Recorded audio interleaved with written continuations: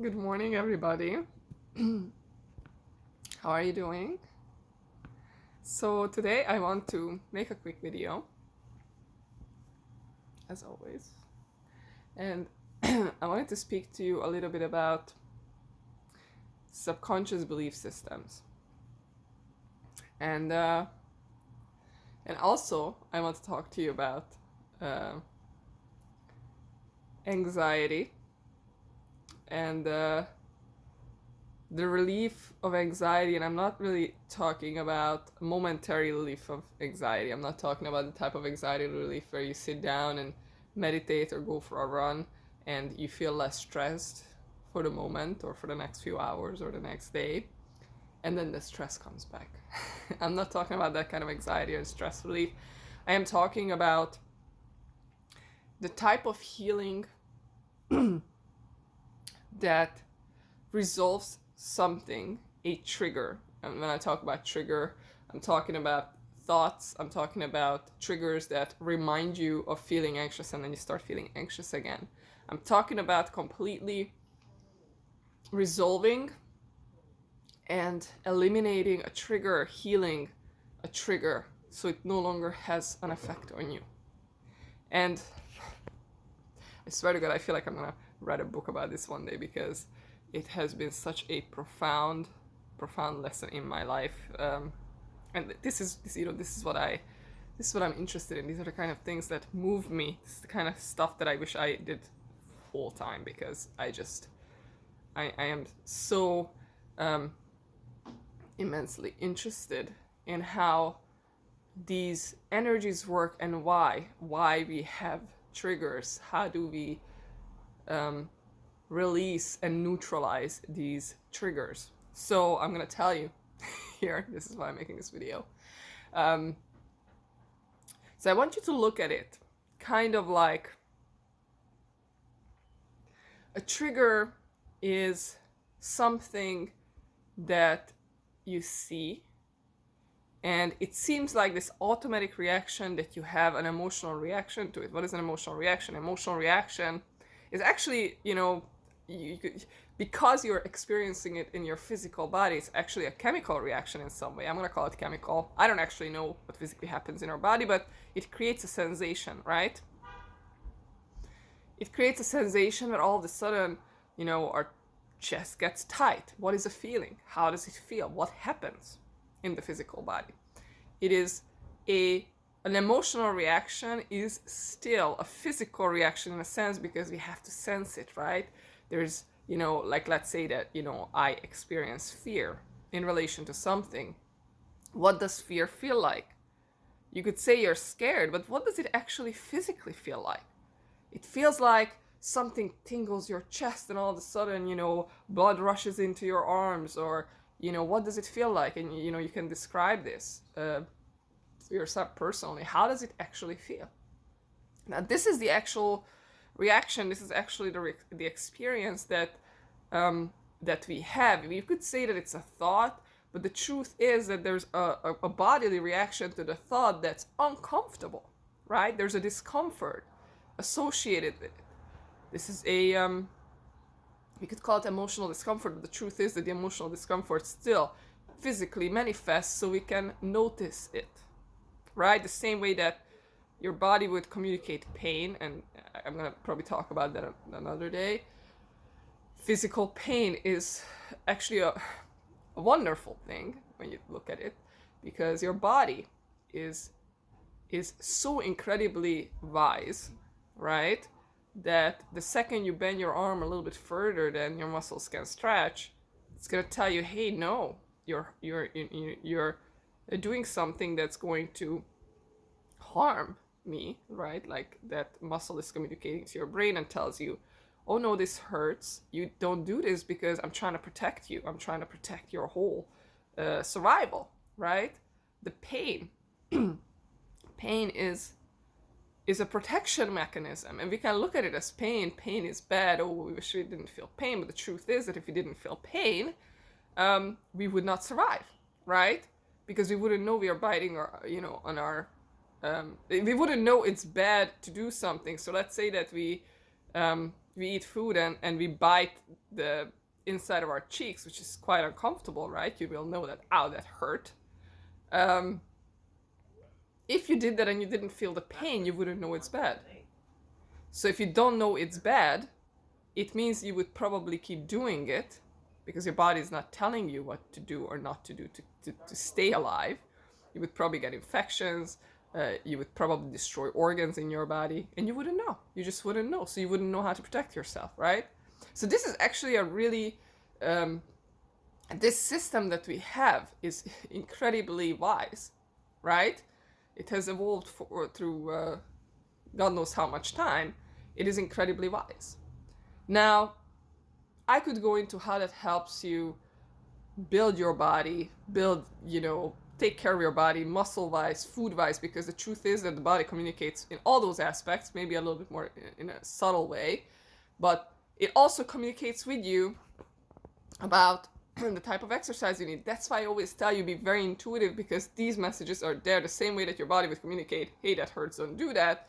Your body also has subtle ways to communicate, I need a certain form of exercise. This muscle wants to move. It was created to move. And for the body to be healthy, it wants to move. For the body to be healthy, it wants certain types of food. And sometimes we numb these communication systems with our own body. That's why I encourage intuition. That's why I tell you intuition is so incredibly important, because the more you get in touch with it, the more you're going to hear these more subtle messages about, feed me this, feed me this. This is a stomach. This is a colon. These are different parts of the body that are asking you for certain nutrients. This is not about you. This is not about how you look on a photograph. This is not about how you look in your gym pants. This is about your body asking you what it is that it needs for the ultimate state, for the ultimate health. This is what your intuition can help you with, to understand these more subtle messages, so you understand, this is how my body feels about this food. You're feeding your body. This is not about you feeding your thoughts or your ideals or your ego. No. You're literally putting a piece of broccoli in your body. That's gonna go to build that muscle that's talking to you. You go to the gym and you do a certain exercise. This is what's going to nourish or activate a muscle that was built to be activated and used. This is not about you, your egotistical brain. You have all these other aspects of yourself, which are the muscles, the stomach, that all these different, organs that you have, that each have, specific needs. And if you're not connected to these organs, if you're not connected to these parts of your body, how are you going to really understand what it is asking you for, what it is asking you to do, what it is asking you to eat? So this is why intuition, getting in touch with your intuition and meditating on these different parts of your body a little bit is so incredibly important, because these subtle messages are there. Maybe it is not enormous amounts of pain, which could be eventually if you don't take care of something, right? If you don't take care of a part of your body, it could become sick. Right? That's one way that, it may communicate that something is wrong. But you don't want to get there. You really want to try to get in touch on a deep level prior to that happening, so you understand the more subtle messages, so you don't have to scream at you. No, this is not right for me. It's not working, right? So I want you to get away a little bit from your ego and understand this is not about you. And when I say you, I'm talking about your mind and, what you consider to be your identity as far as your ideal, body type goes, that you kind of make up in your brain, that has nothing to do with what this little muscle would like from you. It has to do with what, society, husband, parents, whatever it is, that you built your kind of ideal thing on. This isn't about that. This isn't about you. This is not about your ego. And the more you make it about your ego, the less in touch you're going to be with that little muscle that's asking you to do certain things. So if that muscle is asking you, hey, I would like to move like this, you're not going to be thinking, oh, but if I do that, are you going to look the right way? No. You do it you serve that muscle, you serve that aspect of your body. And you allow it to get where it wants to get once it gets what it needs. which in this particular scenario will be the right type of exercise and the right type of nutrients, right? So get out of your ego a little bit, forget about what you want to look like in quotation marks, and allow your body to become its ideal state and see how it looks then, and allow yourself to be curious. How is it going to look if I give it everything it needs? Be curious. What is your ideal state of being? So that's one. And again, I guess I didn't talk about anxiety until now, but I'm going to go into that now. So when it comes to anxiety, I want you to, maybe I could demonstrate it a little bit, like there's a trigger and there's a pain reaction to that trigger. And this is a different kind of pain. We call this emotional pain, but the truth is this is still a bodily reaction because we have to feel it. If it wasn't in our body, it wasn't a physical reaction, then we wouldn't recognize it. We wouldn't notice it, right? So our body reacts in a certain way to alert us that this is something that is dangerous, right? We are fearing it. This is fear.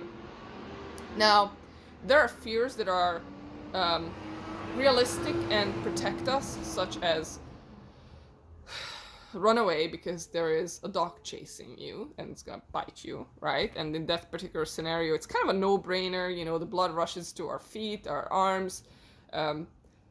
We get this kind of rise in the chest of whatever it is. I mean, I'm trying to describe how fear feels like, I guess, if you're running from some animal that's trying to bite you. But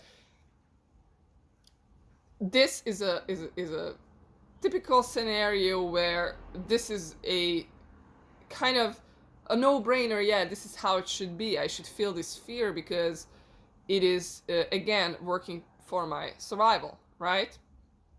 Now, a very similar set of bodily reactions happen to some of the triggers that we kind of react to because there's an idea in our mind that we need to be scared. And at some point in our lives, that particular scenario was probably scary for whatever reason, and we had a good reason to be scared of it because, someone would react a certain way in that particular scenario as in relation to that trigger. Let's say that, I'm just going to come up with an example. Let's say that let's just come up with a phobia so we can understand the unrealistic aspect of it. Let's say that you're afraid of spiders, okay? You have a phobia of spiders, and let's say this is unrealistic because it's not really likely, or it's not more likely that a spider is going to hurt you as opposed to hurting someone else. It's not very likely that a spider is going to kill you or do anything bad to you, but you have this phobia, you have this emotional trigger, this reaction to it. Why you have it? It could be that, as a child you had a bad experience, perhaps you had a bad experience in a previous life. Doesn't matter, you have this reaction that in that particular scenario doesn't seem so logical, right? And again, this could go to reaction to a particular human being or a scenario at work, right? You're afraid of something.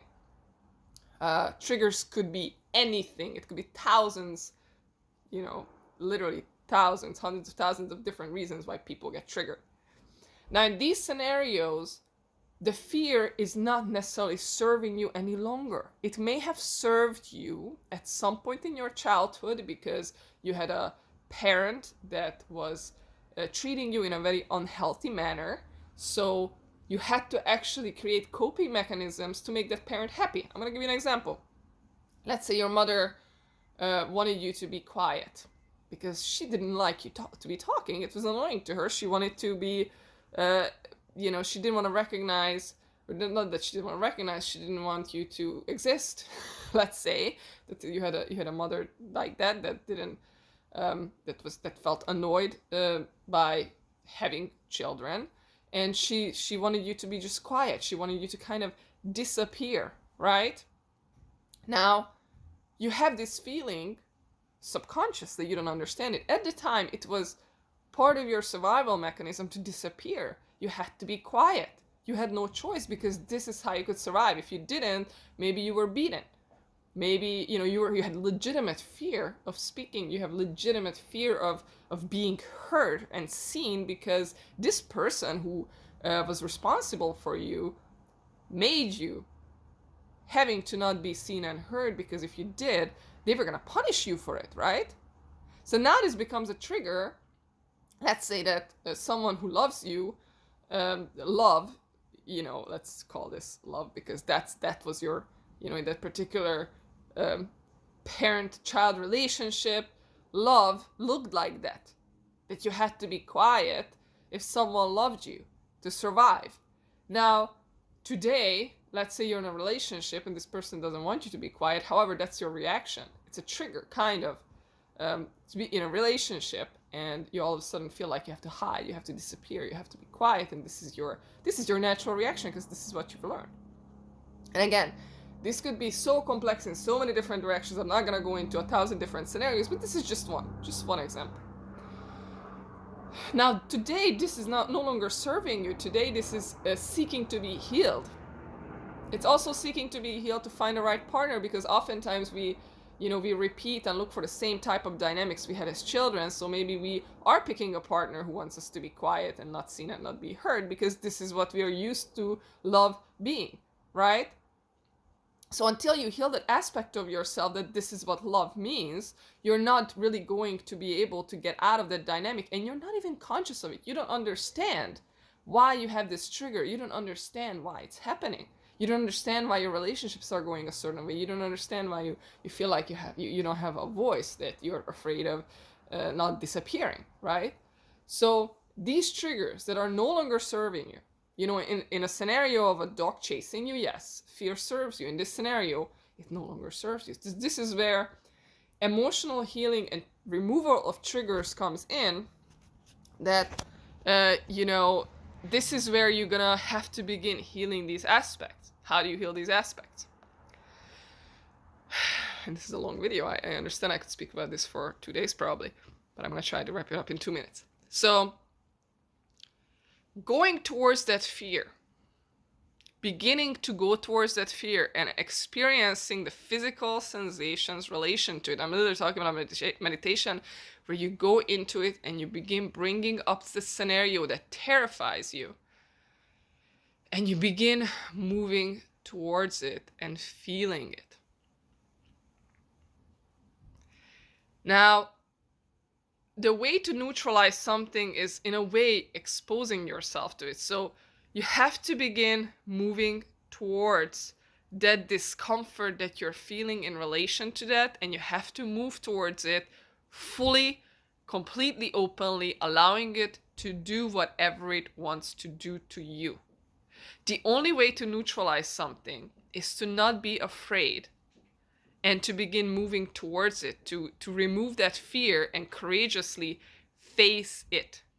So in a meditation, you have to begin moving towards that scenario, open up to it fully, and let it encompass you. Like, if it's causing you to even hyperventilate, you have to allow it to take place. You have to allow it, okay, come, I'm ready to face this. I'm ready to fully face this fear.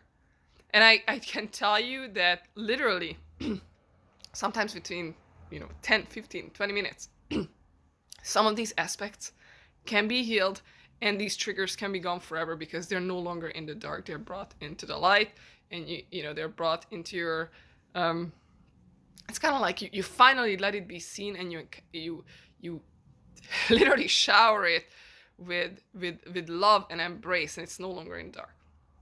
I'm going to continue this video because my phone doesn't have any more memory. So I will see you next time. Take care.